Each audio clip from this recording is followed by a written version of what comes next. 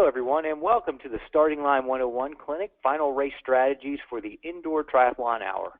The Indoor Triathlon is coming up on January 3rd, and we are certainly looking forward to hosting you at a Lifetime Fitness for the Indoor Tri. And in this webinar, we're going to talk about some of the final preparations as you get ready for the event.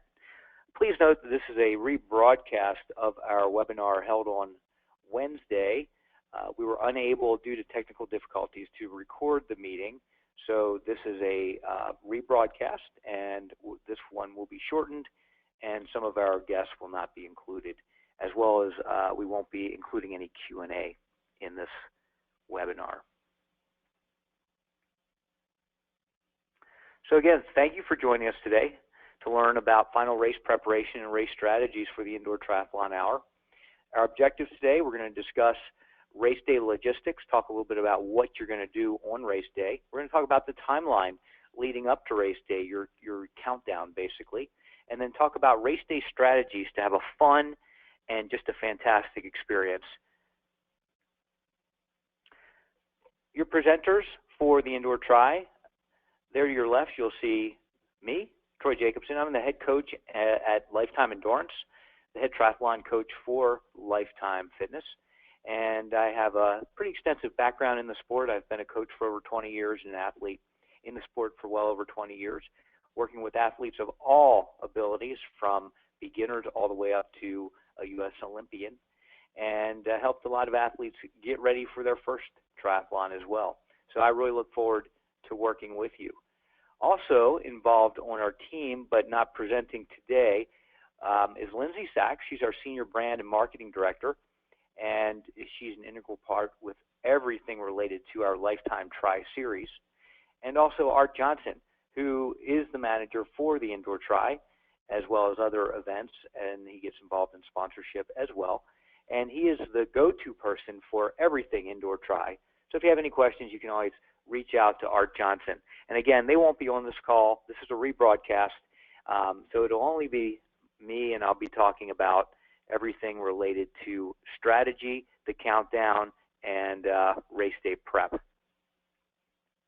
So we call this the Tri Journey because that's exactly what it is. You know, you get involved in triathlon, you want to start at the shorter distances, and what better way to do it than the Indoor Tri? It's really not intimidating. It's fun. It's designed to be fun. It can be competitive if you want it to be, but it doesn't have to be. We have beginners doing Indoor Tri. We also have some really experienced competitors doing it as a way to establish a benchmark. So it's really up to you.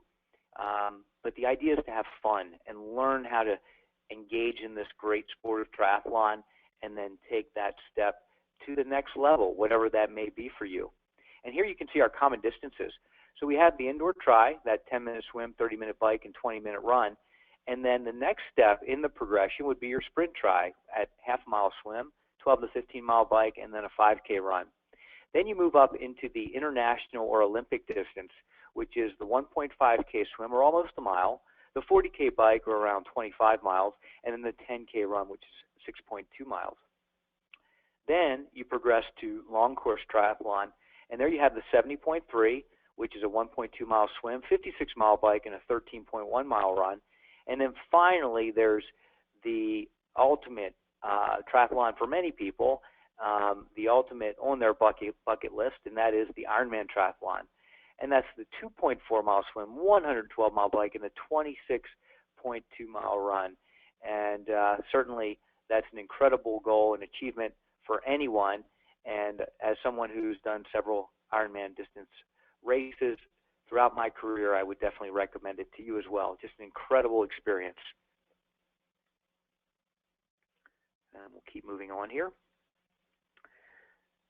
So let's talk a little bit about your event preparation and some of the logistics for race day, so you know what you're in for. So you're going to go to your local Lifetime where you're participating in the event, and you'll go there to the front desk. And here are some of the goodies you're going to get when you check in. And there's going to be Lifetime team members that will point you in the right direction when you get there. So if you're not a member, just be aware that everyone will be there for you and helping you out. So just get there, ask about the Indoor Tri, and our customer service folks will help point you in the right direction. You get your T-shirt, which is really a nice high-quality T-shirt, basically to brag about the fact that you finished the indoor tri, so wear that around with pride. You also get your cap, your swim cap there, and you'll get your race number. And there's all these little benefits on your race number as well you'll be able to take advantage of after the indoor tri, which is really exciting. 25% off lifetime swim, a discount on the spa. You even get a free 30-minute phone consultation with a lifetime triathlon coach if you'd like to take your training to the next level. So all kinds of different things you can activate after you're finished your indoor tri.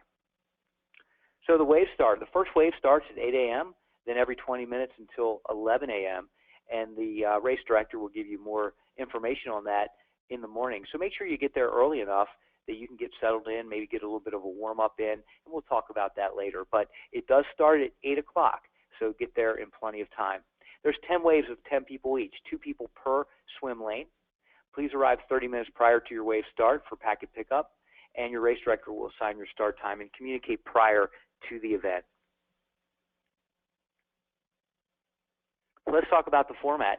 You swim, you bike, and you run. It's a real triathlon indoors, really exciting. So the swim is 10 minutes, and you swim as far as you can in that 10-minute time frame. So you'll count lengths, as we mentioned here, so half lengths count. And the great thing about the swim is you can actually walk it. So if for some reason you feel anxiety and your breathing pattern is not how you want it to be, or you just want to stand up, you can do that. It's only about 3 or 4 feet as you walk or swim the length of the pool. So you can stand up, take a breather, and then keep going as you wish. So again, a really safe event, even for somebody who's doing their first triathlon. Then you go through transition 1, and that's 10 minutes. Take your time in the locker room, but you need to move your way up to the cycling studio so you can hop on that bike. And then the bike is 30 minutes, where you ride as fast as you can for that 30-minute period on these really high-quality stationary bikes. And your miles will count, and there's an onboard computer which will help you determine how far you've ridden.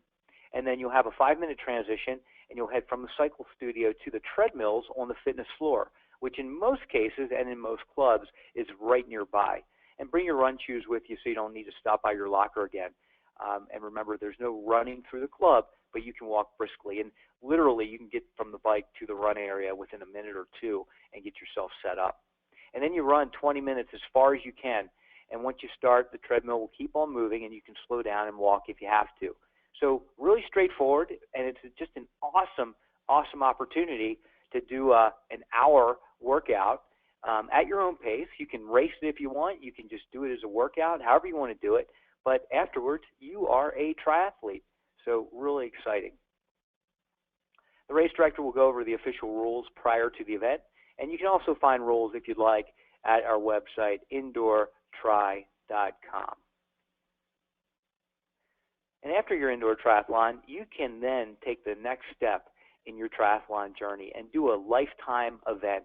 And you absolutely should. And we have a whole series of events throughout the United States in major U.S. cities. And these events are iconic events, some of the best the best venues. They're incredibly well produced. You will just enjoy every aspect of a lifetime tri. And it starts in South Beach, as you can see, on April 3rd, and then you go to Tempe, Arizona in April to race. Then there's a race down in Texas that you can do, Olympic distance as well as the sprint. Trinona is a Twin Cities-based event. And then, of course, the Lifetime Tri Minneapolis event, which is certainly iconic. It's been around since, I believe, the early 2000s, and is just one of the most incredible events you'll do. Then there's Boulder Peak in Colorado. Then we go to the New York City Tri, again, another iconic event in New York City, followed by Maple Grove, followed by Chicago. And this is literally one of the largest triathlons in the world. There are 9,000 athletes who compete in the Chicago Tri, and it's just an incredible event. It should absolutely be on your triathlon bucket list. You get to race down there, downtown Chicago. So what a great experience that is. Followed up with the Tempe Tri, again in Phoenix area of Arizona, and then we head to Miami. So lots of events in the Lifetime Tri-Series. Again, some of the best international distance event experiences you will ever encounter. So really consider making that race vacation to a major U.S. city and race in a Lifetime Tri event. And you can find out more information at lifetimetri.com. So let's talk a little bit about our race preparation tips, your countdown to race day. First thing I want to talk about are your equipment needs. And, you know, compared to an outdoor triathlon, your equipment needs are really not that extensive. So you don't need to bring your bike, and that's usually a really big deal. You have to haul your bike and all your stuff that goes along with it. But you don't need that for the indoor tri, which is really nice and convenient. Really, all you have to do is show up with your swim and your run gear, and you're ready to do your triathlon. But let's talk about the swim. What do you need to bring? Your swimsuit or your tri-kit. A tri-kit, for those of you who may not know, basically it's triathlon-specific apparel. And there's a lot of great triathlon-specific apparel on the market that basically is designed to enable you to swim, bike, and run without changing clothes. And it's just really convenient, really comfortable, and I really recommend that every triathlete gets themselves the Tri apparel. And of course, Lifetime, we have our Tri Team program, and we have our own Lifetime Tri Team apparel. And you can find that online in the Lifetime Fitness shopping cart if you're interested in wearing some of our branded Tri Team apparel, which we would definitely recommend as well. Your swim cap is provided, of course, and then your goggles. Make sure that your goggles don't leak. You know, wear them in the pool, in training, prior to doing the event. You don't want to get a new pair of goggles and wear them for the first time at the event because they might leak on you. It's just not recommended. So please make sure you get a set of goggles that fit you well, that don't leak, and they're comfortable for you, and use those during your event. Let's talk about the bike.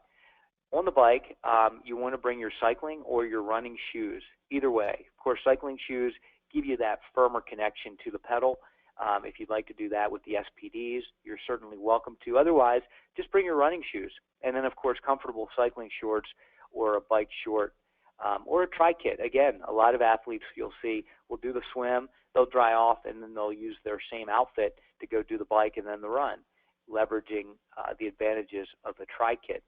Other folks will go into the locker room and change into maybe a cycling-specific short. But that's really up to you and based on your personal comfort level. Normally, people want to ride with a small pad in their cycling short. It just makes it a little bit more comfortable. And, of course, setting up your bike the proper way will also help with your comfort. And the coaches there can assist you with setting up your bike so that you are comfortable on the bike. Then we go to the run. And, of course, you need your running shoes. And, again, just like anything else, don't buy a new pair of running shoes and use them on race day. Make sure you're going to race in running shoes that you're comfortable with, that you've used in the past, and you know they'll work well for you. And then your running shorts, or again, your tri-kit. Just run in your tri-kit and a comfortable T-shirt. And then between transitions, bring a towel to dry off because you'll be sweating. So make sure you're dried off as best as possible. And then, of course, a water bottle just to stay hydrated. Sip on that water bottle with your electrolyte drink or your sports drink so you fuel yourself and you have a high energy level throughout the experience.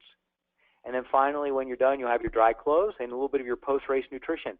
Again, this is a really great workout. So you're going to burn a lot of calories, go through a lot of energy, and you want to replenish that shortly after your race so that you can train again the next day. And we'll talk a little bit about that soon. Oh, here we are right now, in fact, training nutrition tips. So essentially, we want to eat a balanced diet throughout your training process. You know, a nice balance of carbohydrates, proteins, and fats in your diet. That's usually the healthiest way. Moderation in each. And then as you are training and preparing for race day, you want to make sure that you do consume some carbohydrate 1 to 1.5 hours before you work out so that your energy levels are high and that you can get through the workouts with a high quality effort. And also hydrate well. I will always say this to people because it's important. It's important to hydrate well, but certainly don't overhydrate. You don't need to overhydrate to the point where you're going to the bathroom every hour. That is not necessary. Also, protein is really important for any athlete to build that muscle. So eating a complete or quality protein is key to your success in your training. And then, of course, having carbohydrates for energy. And eat carbs. That should be eat, not each. Eat your carbs and some protein within 30 minutes after training. And the reason for that is by replenishing muscle glycogen stores, you'll be able to train with a higher quality of effort the following day. So when you are in the training process, you want to make sure that you strategically fuel yourself so that you can train well day after day after day. And that's why within 15 to 30 minutes after a workout, you want to have some carbohydrate and some protein so that you're ready to train with a high energy level the following day. And then, of course, practice using race day nutrition, meaning that whatever you're doing in training, you want to do that on race day. Don't make big changes on race day with anything for that matter, but certainly not with nutrition. Make sure that you're practicing with what you're going to use there on your race day. Okay, let's talk about the countdown. T-minus 1 week. 1 week till race day. So you've already gone through your training. At this point in the game, here we are at the time of this recording, about 2 weeks or so out from race day. You're getting pretty close to that point where the water is under the bridge, so to speak. All the training you've done in preparation has taken hold. You've adapted, you've gotten stronger, you've gotten faster, and there's not a whole lot you can do at this point to really boost your fitness to another level, okay? And especially as you get closer, that 1 week out from race day. The important thing is to become rested and let your body start really absorbing all that training you've done to date, and so that you can go into your event with peak form or a peak level of fitness. But we do want you to do a little bit of race pace work.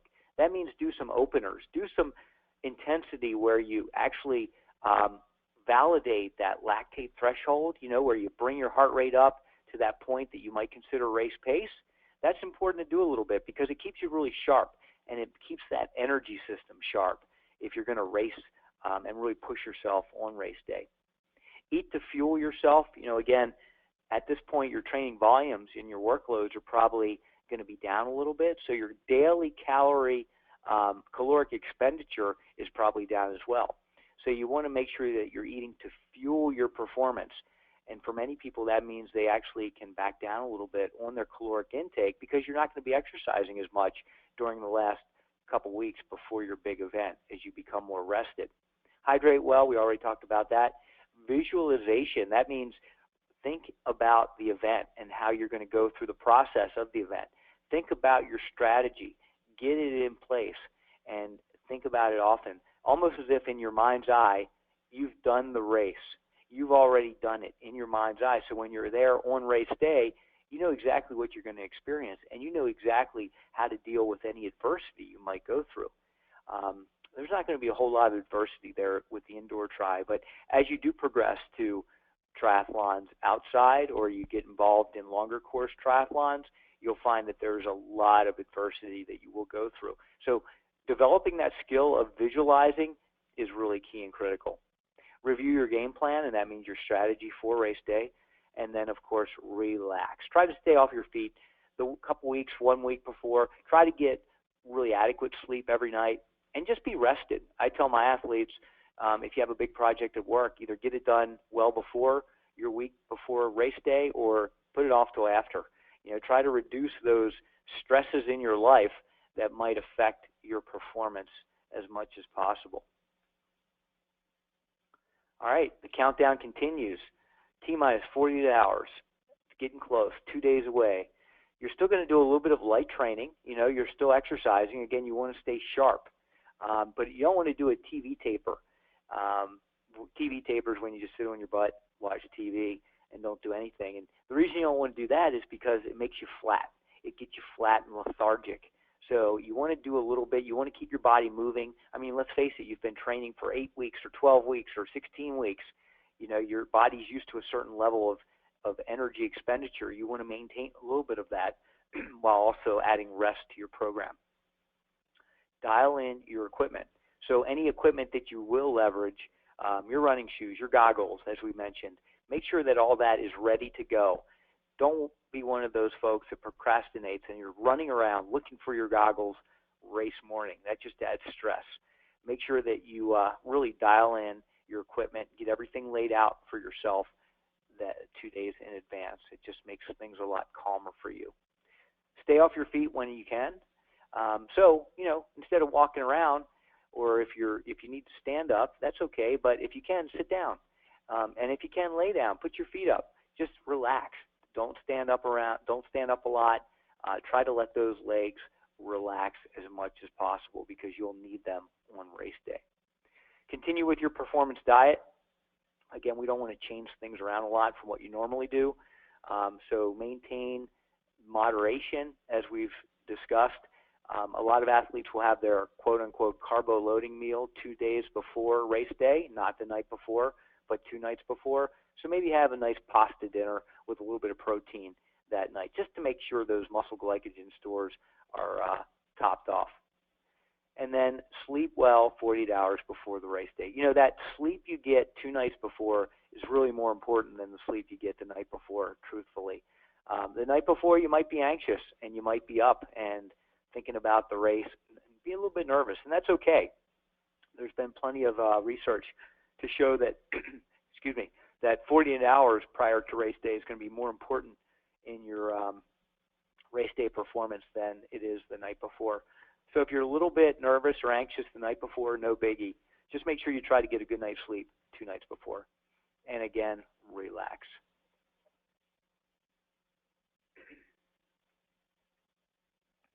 Okay, so let's talk about race morning. Again, you want to get up early. Pardon me while I clear my throat. You want to get up early. We recommend that you get there at least 30 minutes before your waves start. I would say get there even a little bit earlier so you can be relaxed and get yourself into a routine or a rhythm. Get into the club in plenty of time to set up and know the flow. So if you are a member of Lifetime and you know the club, you'll know where everything is. But if you're not a member, get there early enough that you can walk through the different areas. The swim area, you'll know where the bike studio is, and then the treadmills on the fitness floor.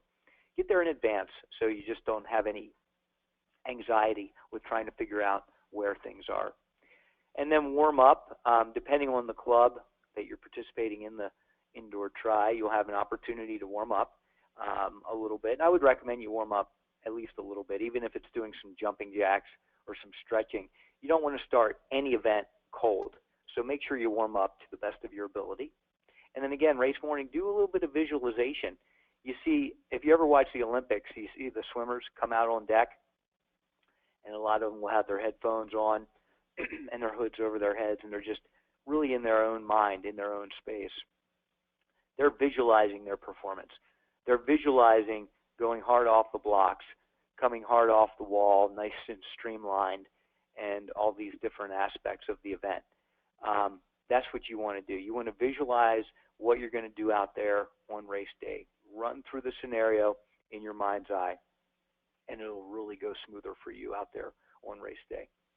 And then when your wave is called, you line up and you go. Exciting stuff. All right, let's do this. Let's talk about some race strategy tips. Okay, go time. It's swim. First event. Make sure your goggles fit. We already talked about that, and they don't leak. When you push off the wall, streamline off that wall. Hopefully you've been working with a group. If you've been working out at your Lifetime, they've talked about streamlining off the wall as a great swim strategy, but it really does make a difference. Don't snowplow off the wall, you know what I mean, or bulldoze off the wall where you're catching all this water and you're just slowing yourself down. Try to submerge yourself and then streamline off just like a torpedo. You will get a lot more distance that way, and it'll make your swim a lot more enjoyable for you. Next tip, don't sprint the first 25 yards. Just don't do it. Don't go out too hard, because what happens is you build up oxygen debt. Your muscles fill with lactate, and you're debilitated, and you will slow down so much, and it's hard to recover from that.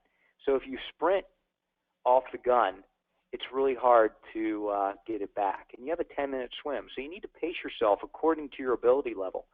So it's really important that you do and you don't go out too hard. And of course, this strategy applies to every endurance sport. You want to make sure that you pace yourself. Excuse me. Focus on your breathing. When you're out there, you want to get into a nice rhythm, a nice pattern with your breathing. And some of you newer to swimming might get a little anxious, and I mentioned earlier that if you do, no biggie. You just grab the lane line or stand up and just hang out. You can walk the swim, by the way. That's legal. You can literally walk as much of the swim as you'd like. So just so you're aware of that.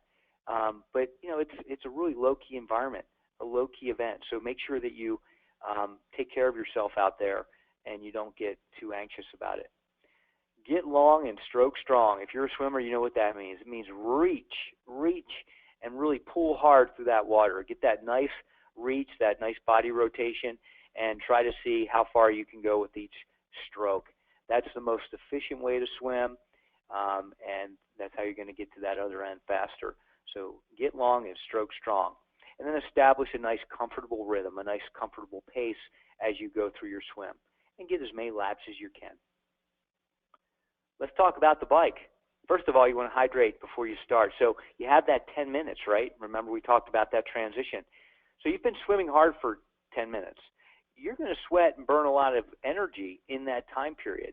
Even though you're in the water, your sweat rate's still high. So you want to hydrate a little bit as you transition to the bike. So for some of you, you may go change clothes. That's fine. Go in the locker room, change clothes, and make your way to the biking studio, the cycling studio. For others of you who are wearing your tri kits, you can just dry off and start moving your way up to the cycling studio. But in any case, have that water bottle with you so you can start hydrating before getting on the bike. Then you set your resistance. You get into your rhythm. Once again, when the gun goes off, don't start sprinting. There's no point in it, because if you do that, you're going to fade. Make sure that you go off at a pace that's comfortably uncomfortable if you're actually racing it, okay? And so that you can sustain this pace for the entire 30 minutes. It's a lot of time. This is a nice hard time trial effort for 30 minutes. So you want to establish your sweet spot cadence. And for most athletes, that's going to be 80 to 90 RPMs. That's a general rule of thumb. Some people are higher, some people are lower, and it really depends on the individual. But it's somewhere in that 80 to 90 RPM range. And then you want to settle into your pace, whatever that is. Again, that comfortably uncomfortable effort that you would consider race pace that you can sustain for 30 minutes. And again, if you want to back it off and you want to go slower and you want to just be comfortable, that's fine too. Whatever you want to do. The important thing is that you're doing this triathlon. Drink as you're required throughout the bike. Again, your sweat rate will be up really high. Your heart rate's going to be up at 150 to 170 beats a minute, and you're going to be sweating a lot. So make sure you're hydrating, not only so you can carry through with your performance on the bike, but also so that you can run effectively. Because if you go into the run dehydrated, you're not going to run to your best potential. And in the last couple minutes of the bike, back off a little bit. Really back off on your intensity, slow it down a little bit, maybe go to an easier gear inch and just spin easy, and let your legs rest a little bit as you begin to prepare for the run. At which time, when you're done, you have 5 minutes to transition, and then you go to the run. In that 5 minutes, hydrate a little bit. Take a few more sips of your electrolyte drink or your sports drink, and then you hop on that treadmill. You start off at your comfortable pace. Again, don't start off sprinting. You know why? Because you want to build into your stride rate and settle into your pace. Most people find when they get off the bike, their legs really aren't in running mode. And it takes a little while to get there, even for the most experienced triathlete. So allow your body to have that time to get into your regular running stride, and do it gradually. Don't rush it. There's no need to. Don't get yourself hurt for sure. Just gradually get into your running stride, and when you feel comfortable, bingo, you're there. And again, try to get into that comfortably uncomfortable pace that you can sustain for that full 20 minutes. And of course, you can back off if necessary. And throughout the run, hydrate as necessary and adjust your pace if you need. And finally, you want to finish strong. So maybe in that last 5 minutes, you just say, whatever you have left, hey, let's go for it. Let's increase that speed on the treadmill and see how much distance we can get, and really go for it in those last few minutes. Then you have plenty of time to recover, and you can finish strong.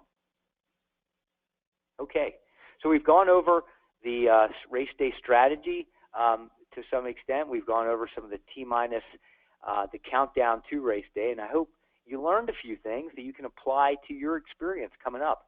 But I also want to mention some of the other programs that we have at Lifetime Endurance. At Lifetime Fitness, in roughly 50 of our clubs throughout the nation, we have professional triathlon coaches on staff, and they offer private one-on-one coaching, custom training plan development, group training, which is our Tri-Team program, which is fantastic. They meet 3 days a week.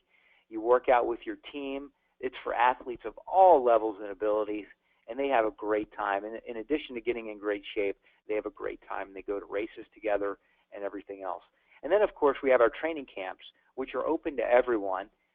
Just really fun experiences. I've been doing training camps since 1995, and they include our camps in Tucson, Arizona, Las Vegas, Lake Placid, New York, and Boulder, Colorado. And you can find out more about all of these programs at www.lifetimeendurance.com, or certainly reach out to me at T. Jacobson, that's TJACOBSON, at lifetimefitness.com. And I will be more than happy to help you out. So you've gone through this process. You're going to do your indoor tri. You're going to become a triathlete, which is just fantastic. And then you are on your journey to your next triathlon, whatever that may be. Hopefully it's a Lifetime Fitness triathlon. I know you'll enjoy that experience. If you haven't registered, please go to indoortri.com and register today. And for more information about any Lifetime triathlon, go to lifetimetri.com, or again, reach out to me and I'll be happy to point you in the right direction. I hope you enjoyed this webinar. If you have any feedback, please contact us. Otherwise, we will see you on January 3rd at the Lifetime Indoor Triathlon, and we can't wait. Thank you and have a great day.